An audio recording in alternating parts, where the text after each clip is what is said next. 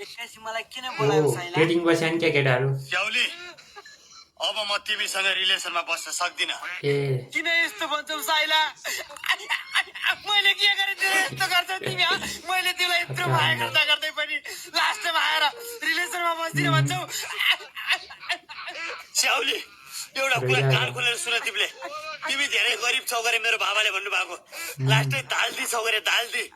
खानालाई घाँस छैन गरे, ओड्नलाई कपास छैन गरे, प्यान्टी त अर्का मागेर लाउँछौ गरे तिमीले। यति खोली देखाऊ।